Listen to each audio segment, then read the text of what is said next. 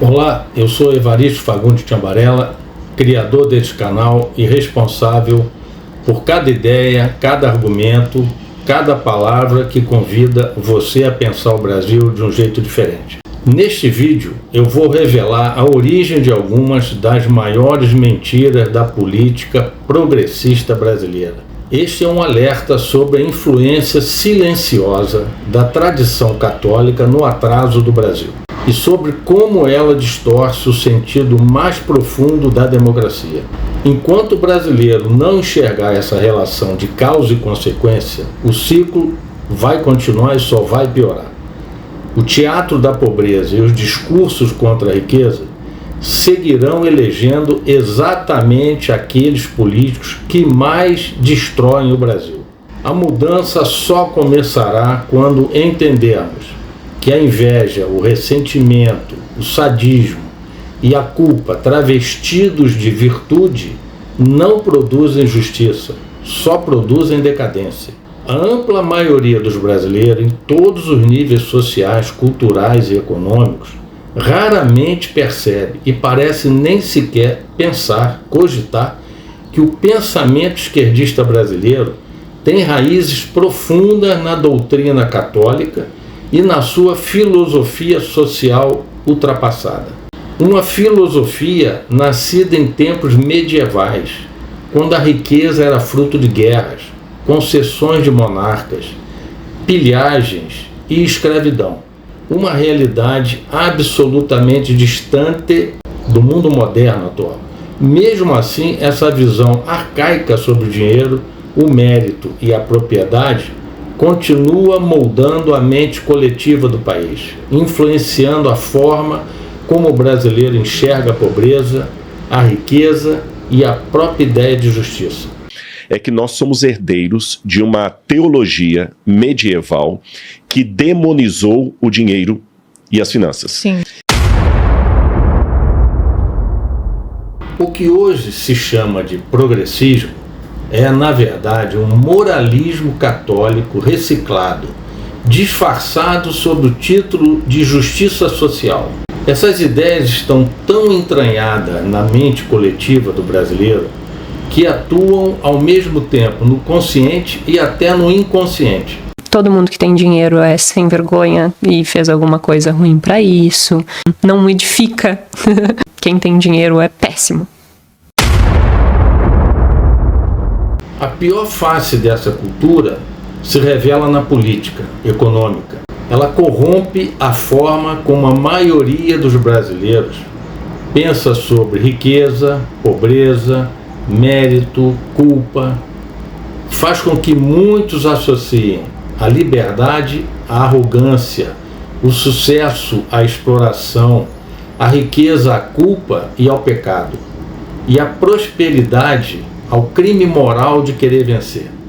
Tem preconceito com o cara bem sucedido. Tem preconceito do cara bem sucedido. O pensamento de que se o cara é rico, alguma coisa errada ele fez. Mas eu vou dizer uma coisa pra você. Quando você fala vender no Brasil, Judas vendeu Jesus por 30 moedas.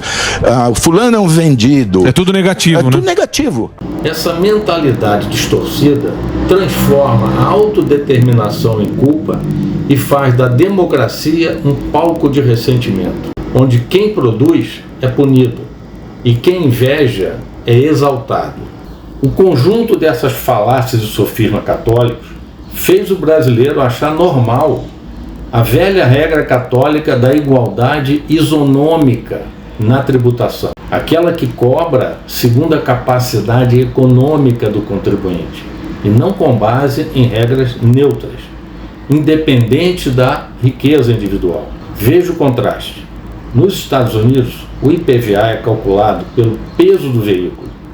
No Brasil, pelo valor econômico. Um entregador de aplicativo paga 4% de IPVA numa moto e o dono de jatinho, de iate, de lancha e de helicóptero não paga nada.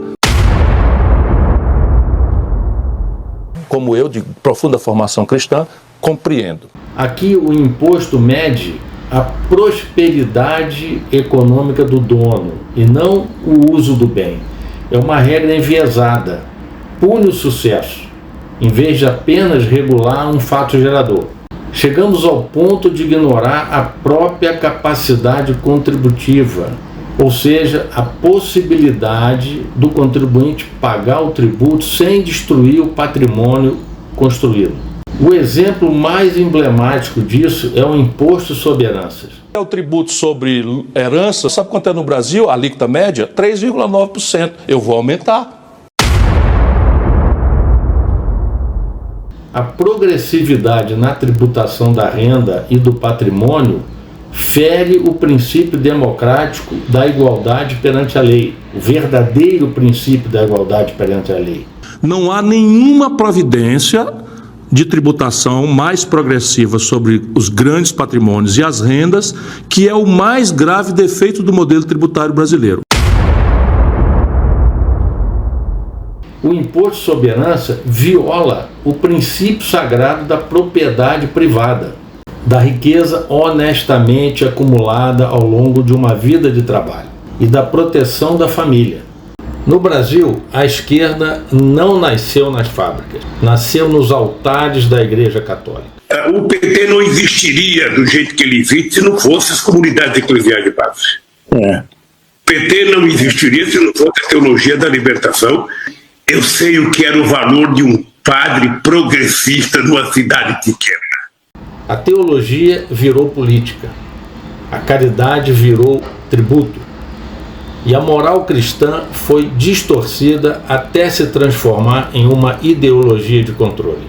As mentiras morais inverteram tudo, transformaram o vício em virtude e o roubo do governo em caridade. Simulacros de isenção, ficção de imparcialidade, repercussão seletiva, pluralismo de fachada. E daí a gente vai ver, sabe o quê? O poder que é a mentira.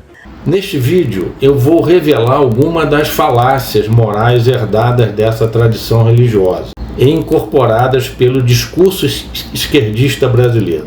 São falácias que vão de encontro à verdadeira democracia, que o povo brasileiro nem sabe o que é.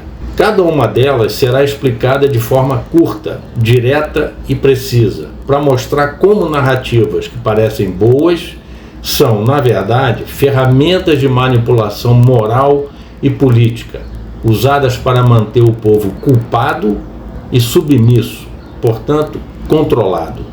A primeira é a falácia da caridade obrigatória. A antiga caridade voluntária cristã de raiz judaica foi transformada pela Igreja em caridade forçada, que foi aproveitada pelos progressistas na forma de imposto moral, disfarçado de justiça social. A justiça se realiza quando se tem de cada um conforme o seu trabalho e se atribui a cada um conforme a sua necessidade. Quero dizer, deputado, que isso está no Manifesto Comunista, mas antes está nos Atos dos Apóstolos. Eles dizem, se o Estado tira dos ricos para dar aos pobres, isso é justiça, é a caridade cristã. E aí o governo quer ampliar a faixa de isentos, né? O pessoal que não tem condições de arcar com impostos, então você deixa de cobrar de uma faixa da população para cobrar de quem pode pagar. É meio que um modelinho aí Robin Hood, né? Mas isso é uma mentira. Um Estado verdadeiramente democrático só pode exigir dos cidadãos a virtude da honestidade recíproca, como em um campeonato esportivo, em que as regras e o juiz existem para punir a desonestidade e não para premiar a inveja. E como fazer uma mudança dessa de reforma tributária, imposto progressivo, pau nos ricos? Enaltecer a generosidade. Confundir virtude moral com coerção estatal é um erro grave. A caridade só é virtuosa quando é livre.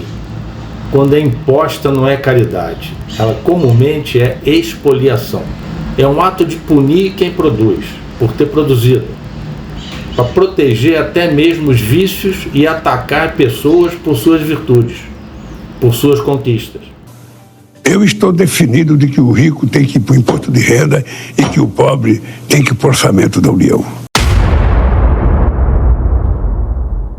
A segunda é a falácia da igualdade moral. Os progressistas dizem: Jesus pregou a igualdade, logo a desigualdade econômica é injusta. Mas isso é uma distorção. Eles confundem igualdade espiritual com igualdade material. O Evangelho fala em igualdade diante de Deus, não em igualdade de renda ou de patrimônio.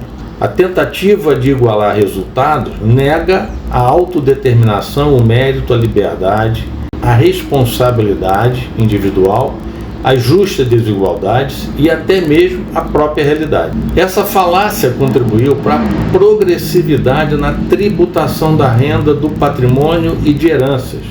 Entre uma geração e outra, o socialista acha que tem que ter uma correção.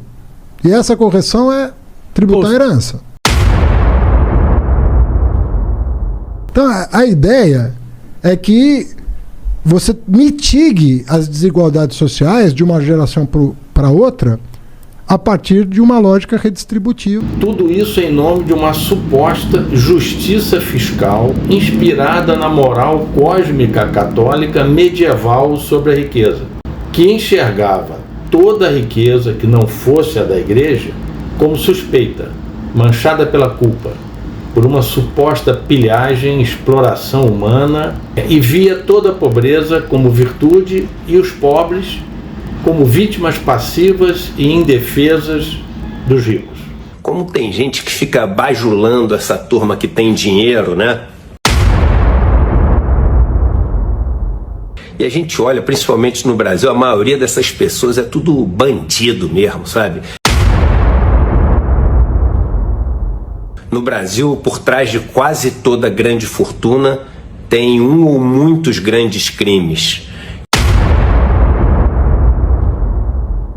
A terceira falácia progressista de viés católico é a ideia de que acumular riqueza enquanto existe pobreza é imoral. Num país desigual como o Brasil, num país onde mais de 30 milhões de pessoas passam fome, ser rico, tiro não, é pecado. Mas veja, isso não é apenas um erro. Isso é a repetição de uma antiga estratégia de controle pela culpa econômica, uma herança direta da teologia católica e sua filosofia social ultrapassada. A ideia do sofrimento como santidade não nasceu com Jesus. Ela é uma construção teológica usada para moldar comportamento e para manter você tolerando o intolerável, aceitando a escassez, o abuso, o silêncio, como se isso fosse espiritualidade. Mas o que Jesus negava não era sua própria dignidade. Essa distorção é estratégica, porque quanto mais você romantiza o sofrimento, menos você questiona, menos você se rebela e menos você se liberta. E quem se beneficia disso não é Deus, é o sistema. O sistema que te diz sua dor é santa, enquanto lucra com ela. Que a sua escassez é humildade, enquanto acumula riqueza. Que a sua submissão é obediência, enquanto impõe hierarquias que não são divinas, são humanas. A religião que ensina a aceitar tudo como prova de Deus não está preocupada com a sua libertação. Ela precisa que você acredite que a cruz é sua, mesmo que tenham colocado ela nos seus ombros sem te perguntar nada. Fé real não exige que você se abandone, não te pede para aceitar o inaceitável, não glorifica o sofrimento, enfrenta ele. A espiritualidade que transforma a dor em virtude é a mesma que paralisa, que condena a liberdade, que canoniza o silêncio. A pobreza nunca foi superada pela destruição da riqueza. Ela só é vencida quando existe liberdade econômica, respeito ao mérito, autodeterminação, inovação, estímulo à produção e investimento. O verdadeiro pecado não está em enriquecer, mas em cultivar a inveja, o ressentimento e o sadismo, disfarçados de moralidade. A religião muitas vezes oferece o roteiro, a autoridade e a imunidade moral para que essa opressão possa acontecer em nome de Deus. A quarta falácia é a da causa moral única. O argumento mais comum é aquele que diz: os pobres são pobres porque os ricos são ricos. Essa ideia quer induzir a acreditar que o que uns têm a mais é exatamente o que falta aos outros, como se riqueza e pobreza fossem variáveis de uma equação de soma zero. Você é a própria razão do crime, Bruce Wayne. A tua fortuna já é um crime, imbecil. Nunca parou pra pensar nisso? Quantos pobres precisam existir pra ter um bilionário igual a você? Mas isso é falso. A riqueza ela pode ser criada sem roubar ninguém. O valor é produzido, não é subtraído. No capitalismo, as trocas são voluntárias e, na essência, toda troca representa uma troca de utilidade. Por exemplo, em uma venda, para o vendedor, o dinheiro do comprador é o que tem mais valor. Para o comprador, o produto vale mais do que o próprio dinheiro. Ou seja, ambos ganham. Há uma troca de vantagem mútua. Ninguém perde. Ambos saem com algo que consideram mais valioso do que tinham antes. Essa falácia é apenas mais um eco teológico do pecado original, aplicado ao capitalismo, para fazer acreditar que a prosperidade desigual é, por si, uma forma de culpa social. 33 milhões de brasileiros não comeram nada hoje. 125 milhões de brasileiros não fizeram as 3 refeições hoje. Só uma de cada 4 crianças brasileiras. Meu irmão, bota a mão na cabeça. E eu, com um super rico, eu tiro 871 super pobres da fome e da miséria. A proposta de taxar os ricos para combater a fome soa nobre, comovente e moralmente irresistível no Brasil de tradição católica, emocionalmente condicionado pela culpa pelo sucesso. Mas essa proposta, quando analisada com racionalidade, não passa de uma falácia política católica com aparência de virtude. Na prática, ela desconsidera o princípio democrático da igualdade perante a lei na tributação, não combate a fome, nem reduz a pobreza, apenas transfere recursos da economia produtiva, onde a riqueza é gerada, para a máquina pública, onde a riqueza é consumida. O dinheiro arrecadado não chega aos pobres. Ele se dissolve no aparelho estatal inchado, nos gastos ineficientes, na corrupção, nas organizações não governamentais amigas e nos privilégios de quem vive da causa social. O que parece justiça é, na verdade, um projeto de poder travestido de caridade. A elite político-burocrática de viés católico usa o discurso da fome como escudo moral para ampliar seu domínio sobre a sociedade. O resultado é sempre o mesmo: riqueza concentrada no Estado e pobreza espalhada entre os cidadãos. A cada eleição, o roteiro repetido fica mais evidente.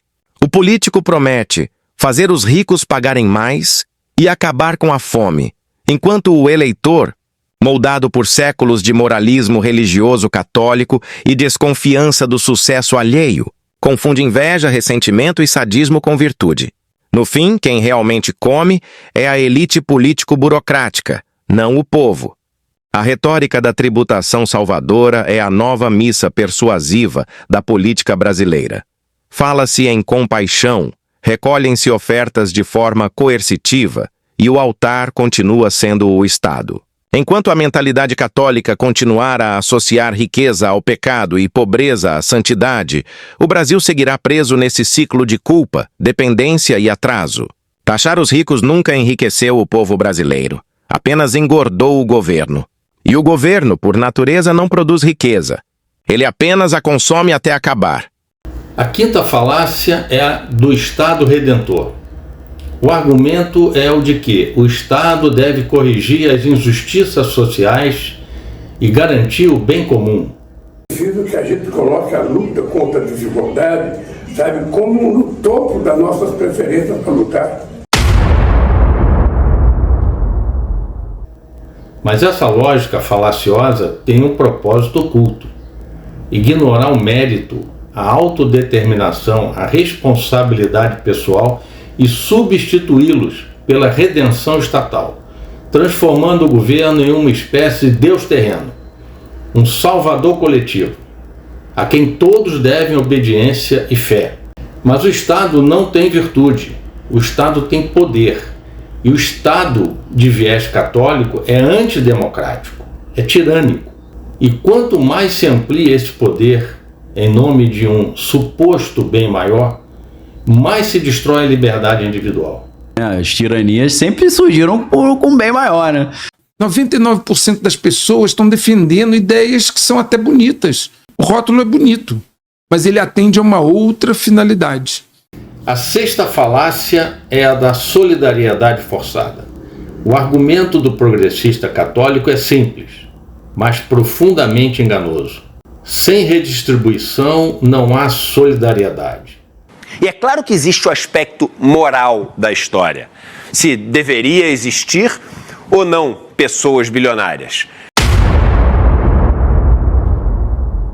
Mas tem uma discussão que não é moral e que é absolutamente pragmática. Se você não diminuir a desigualdade, é impossível você acabar com a pobreza. Não há como eliminar a pobreza e combater as desigualdades. Esse é o discurso bonito na aparência, mas perverso na intenção. O erro é monumental. Ele confunde solidariedade, que é uma coisa espontânea, com igualitarismo utópico compulsório. A verdadeira solidariedade nasce da liberdade moral do indivíduo, não da coerção fiscal do Estado.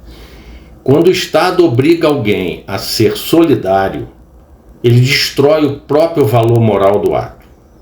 Transforma a virtude em obediência e a generosidade em medo de punição. Mas há algo ainda pior, mais grave.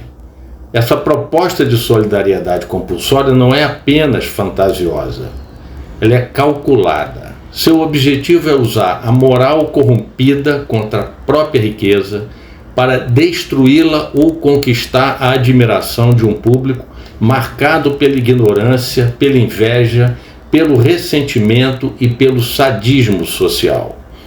É a velha estratégia de transformar a culpa em ferramenta de poder, de santificar o ódio aos bem-sucedidos e chamar isso de justiça social. Quando a virtude é imposta, o vício muda de nome e se chama justiça social. A solidariedade verdadeira, ela não nasce da força da lei, nasce da consciência livre. Tudo mais é hipocrisia travestida de moral, que é o que mais caracteriza a política do Brasil católico. É a marca da política autoproclamada de progressista. A sétima falácia é a da culpa histórica. O argumento do progressista católico é o seguinte: os ricos de hoje devem compensar os pobres pelos pecados do passado. A outra elite é a elite do agronegócio, né? Que é uma elite que foi montada através do roubo de terra de poceiro. Não estou falando de 1500, estou falando de hoje. Esse é o discurso do Gessé Souza e de tantos outros que tentam transformar a história em tribunal e a riqueza em crime. Mas essa ideia é intelectualmente, no mínimo, desonesta. Ela generaliza a responsabilidade moral de indivíduos, usando a mesma lógica coletivista e irracional do racismo. Afinal, a culpa não é hereditária. A justiça é individual, não coletiva. O que se esconde por trás desse argumento é o aproveitamento da cultura corrompida pela tradição católica contra a riqueza. Uma tradição que confunde sucesso com culpa e mérito com pecado. A culpa histórica não busca reparar injustiça, ela busca perpetuar ressentimentos. É uma forma moderna de indulgência ideológica, vendida a um público incauto que encontra prazer em culpar os outros pelas misérias que se recusam a superar. Quando a história é usada para culpar os vivos pelos mortos, a justiça deixa de olhar para o futuro e passa a servir aos vingadores do passado. A verdadeira justiça não se faz com ressentimento, se faz com responsabilidade, liberdade e verdade. A oitava falácia é a da leitura social distorcida do Evangelho. O argumento é conhecido e perigoso. Jesus foi o primeiro socialista. A gente não tem medo de dizer que a gente é de esquerda, porque ninguém foi mais de esquerda do que Jesus Cristo. Ninguém. Essa é a tentativa ardilosa dos progressistas do Brasil católico de se aproveitarem do arquétipo moral do personagem Jesus Cristo e transformar um ensinamento espiritual sob uma ótica distorcida em um manifesto político. Nem Marx, nem Jesus tiveram a oportunidade de chegar ao poder. O Jesus histórico, se existiu, se foi de esquerda, morreu e nunca chegou ao poder. O cristianismo não tem nada a ver com Cristo. Uma religião absolutamente do delírio platônico das ideias alucinadas. Vamos pensar historicamente. Jesus conquistou o poder? Não. Queria. E não queria a ditadura do proletariado, ele queria ser rei. E querendo ser rei, ele apenas dizia que ia ser um rei diferente dos demais. Lindo. Qual é o problema? Ele não virou rei, mataram ele, então a gente não sabe se isso era conversa fiada. O objetivo é claro: projetar categorias ideológicas no campo da fé, usando o arquétipo moral de Jesus Cristo, para legitimar uma agenda de poder. Mas a verdade é que o Jesus do cristianismo raiz, de origem judaica, nunca propôs um Estado coletivista, muito menos o desrespeito abusivo ao individualismo. Isso jamais fez parte da cultura judaica. Ele não pregou a igualdade material nem a redistribuição forçada. O que ele propôs foi uma transformação moral pessoal, a responsabilidade interior, a liberdade da consciência e o valor do indivíduo diante da divindade. Transformar a fé em instrumento de manipulação emocional. Quando a fé é usada para justificar o poder, o altar católico se torna o primeiro degrau do trono. O Evangelho de Jesus Cristo judaico é um chamado à liberdade interior e não à servidão coletiva. A nona falácia é a do bem comum coletivista. O argumento dos progressistas é sempre o mesmo. O bem comum está acima do interesse individual. A gente vê que os tributos existem para formar uma sociedade mais forte, para fazer com que uma sociedade tenha sempre o sentimento de grupo. O Estado é a pessoa jurídica que representa esse grupo. A maximização das relações econômicas, da capacidade de gerar riqueza, vem da redistribuição e da reciprocidade, para fazer com que a corrente que é representada pelos membros da sociedade nunca tenha nenhum elo fraco. Mas o verdadeiro objetivo dessa ideia é outro e muito diferente do que se quer fazer crer. Na vida privada, serve para agrupar, tirar proveito e conquistar a empatia da inveja, do ressentimento e do sadismo. Na política, serve para anular o valor do indivíduo e reduzi-lo a um simples instrumento a serviço dos fins de poder. É o velho truque moral do coletivismo: falar em bem comum para justificar a submissão de todos a um Estado que se autoproclama guardião da virtude. Mas o bem comum verdadeiro só existe quando os direitos individuais são respeitados. Sem indivíduos livres, não há coletivo, há apenas massa humana moldada e usada pelo poder. Quem sacrifica o indivíduo pelo bem comum entrega o bem ao poder e destrói o comum. O verdadeiro bem comum nasce da soma das liberdades individuais e não da subtração delas. A 10ª falácia é de que a economia deve servir à moral cristã, lógico de viés católico, e não ao lucro. No sistema capitalista só existe um objetivo, de todas as empresas: lucro. Ponto. Acabou. Essa visão distorcida da realidade demoniza o lucro, que é o motor da criação de riqueza, e transforma a moral católica em ferramenta de controle econômico. O lucro não é ganância, é sinal de eficiência, de produtividade, de competência, de viabilidade do negócio. Quando o lucro é condenado, a virtude produtiva é punida e o parasitismo é premiado. Essa falácia parte da velha herança do moralismo católico, que tenta submeter a realidade econômica à teologia da culpa. Mas o lucro não é um pecado. É o resultado natural da troca voluntária e da inteligência aplicada à criação de valor. Quem condena o lucro adora a miséria, porque precisa dela para parecer virtuoso. A economia não deve servir à moral distorcida dos que condenam o sucesso.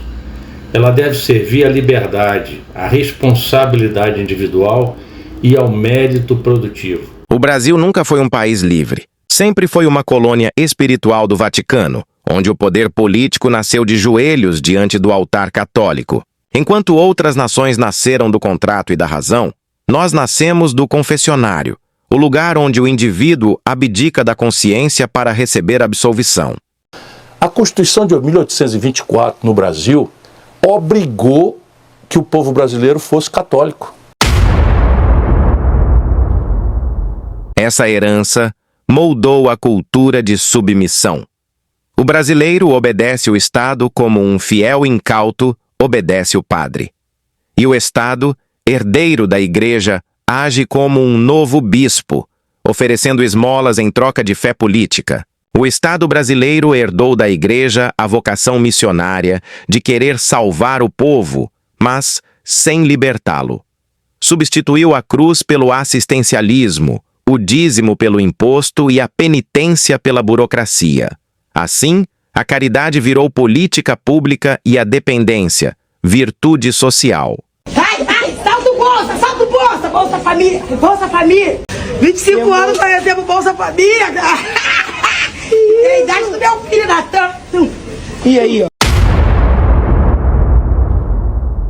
O resultado é um povo que espera milagres do governo, desconfia do lucro e teme a liberdade como se fosse pecado.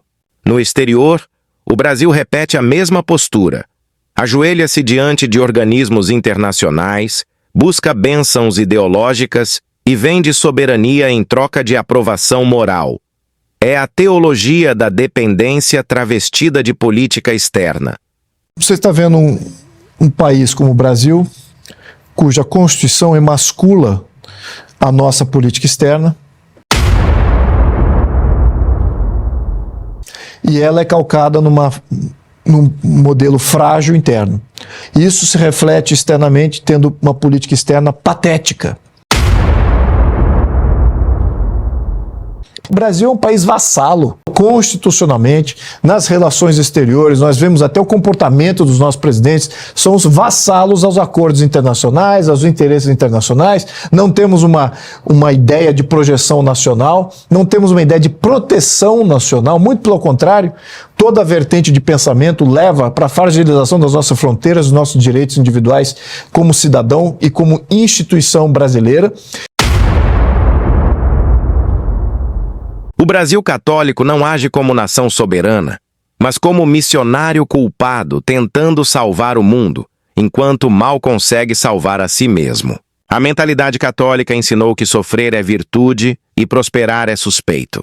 Por isso o Brasil cultua a pobreza e demoniza a riqueza. Prioriza a distribuição de culpas ao invés de riqueza. O brasileiro não foi educado para ser livre, mas para pedir perdão. O Brasil continua sendo uma província espiritual do Vaticano. O imposto progressivo tornou-se o novo dízimo, o assistencialismo, a nova missa e o socialismo católico, a nova fé. Permanecemos ajoelhados, chamando servidão de virtude e culpa de moralidade. A verdadeira libertação nacional só começará quando o brasileiro despertar do torpor do dogma católico, deixar de implorar absolvição e passar a exigir respeito ao mérito, à autodeterminação e à igualdade perante a lei na tributação. Em suma, a liberdade. Se você chegou até aqui, parabéns. Poucos têm essa coragem de encarar até o fim uma reflexão que desafia séculos de dogmas e vícios culturais.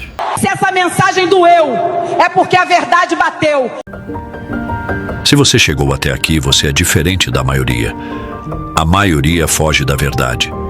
Você a enfrentou. Se este vídeo te incomodou, é porque ele cumpriu o seu propósito. Provocar, abalar certezas e tirar você da zona de conforto, onde a maioria prefere permanecer adormecida. Essas verdades não existem para te derrubar ou te desmoralizar. Existem para te despertar de um sono confortável, mas destrutivo. Porque quando você cessa de fugir da realidade, quando para de viver em fantasias reconfortantes, quando abraça a vida como ela é e não como você gostaria que fosse, começa finalmente a construir uma vida real, sólida, resiliente, autenticamente sua. Se esse conteúdo fez sentido para você, pense em colaborar. Inscreva-se no canal, curta o vídeo e compartilhe. Sua reflexão pode ajudar alguém hoje. Compartilhe urgentemente com aquela pessoa que vive de ilusão, que reclama, mas não age, que precisa deste choque de realidade. Você pode salvar anos da vida de alguém com um simples compartilhamento. Quase todos os brasileiros ainda precisam acordar para essa realidade. E não deixe de assistir aos outros vídeos do canal. Cada um deles aprofunda esse debate sobre o Brasil real, sobre a liberdade individual e sobre o preço que ainda pagamos por continuar servos de uma moral ultrapassada. Você normaliza isso, você permite isso, você aceita e você convive. Você começa a naturalizar aquilo, torna parte de você. Você se torna o cara de terceiro mundo. Nós somos pessoas de terceiro mundo, porque nós normalizamos o absurdo e nós aprendemos a conviver. Aí você cria ideologias e visões de mundo que você começa a romantizar. Ah, nós somos isso. Somos? Nós precisamos ser isso? É bom ser isso? Não tá saindo nada. Há um arranjo social que não funciona, que precisa ser curado urgentemente. A religião política da Igreja Católica glorificou a fraqueza como virtude, não por compaixão, mas por estratégia. Ao exaltar os fracos que não têm coragem de se superar, ela os conquista. E, ao mesmo tempo, condena a força, o desejo de potência e a excelência, para que os fortes, tomados pela culpa, curvem a cabeça e se submetam. Para que rumo está indo a nossa sociedade? Os valores estão sendo invertidos, um olhar vira um estupro, uma piada um discurso de ódio e a corrupção vira o padrão. A gente acostumou tanto com desvios de caráter que quando estamos diante de uma virtude, ela vira digna de elogio. Como é que a gente chegou aqui? Em parte eu te digo, vestindo os vícios com um manto da moralidade. Usam esse manto há tanto tempo que às vezes nem percebem o erro. O socialismo, em sua versão brasileira de inspiração católica, é herdeiro direto dessa psicologia do ressentimento. O que antes era depositado no altar da igreja agora é projetado no altar do Estado. O socialista não busca justiça, busca redenção. Não busca liberdade, busca tutela. E não apenas por altruísmo, mas também por um impulso psicológico profundo, o desejo de se vingar da realidade que o frustra, punindo quem se destaca e exigindo que o mundo se curve ao seu vitimismo. O mesmo tipo humano, que Nietzsche criticou com dureza, que teme a responsabilidade da liberdade e inveja os que a exercem com vigor, trocou a cruz pelo cartaz, o confessionário pelo comício, e a fé cega em dogmas religiosos pela fé cega em promessas estatais. Em ambos os casos, o que está em jogo não é a justiça ou o bem comum. É a tentativa de transformar ressentimento em doutrina, fracasso em moral e mediocridade em ideal político. A pergunta final. Agora que você sabe, o que vai fazer? E como é que volta? Como é que volta agora? Abra os olhos enquanto há tempo. Nem todos que olham realmente veem. É difícil, ou até inútil, tentar despertar a compreensão em quem não tem vontade e, ainda pior, tentar despertar a vontade em quem se recusa a compreender. Quem não ouve conselhos raramente enxerga o que está diante dos olhos. E nunca faltarão pessoas para incentivar a cegueira alheia. Muitos, para que possam ser, precisam que outros não sejam. Se você chegou até aqui, é porque este conteúdo fez sentido para você. Então, considere colaborar, inscreva-se no canal, deixe seu like e compartilhe este vídeo com quem também valoriza o pensamento crítico e a curiosidade intelectual, contribuindo para ampliar o alcance de ideias que realmente importam.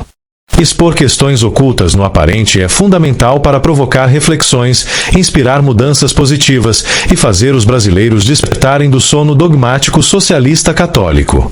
Espalhe essa voz enquanto ainda dá tempo. Superar esses desafios e alcançar um futuro justo e próspero requer afastamento da influência da moral hipócrita da religião política do Vaticano e da sua filosofia social arcaica. Não deixe de ver outros vídeos deste canal.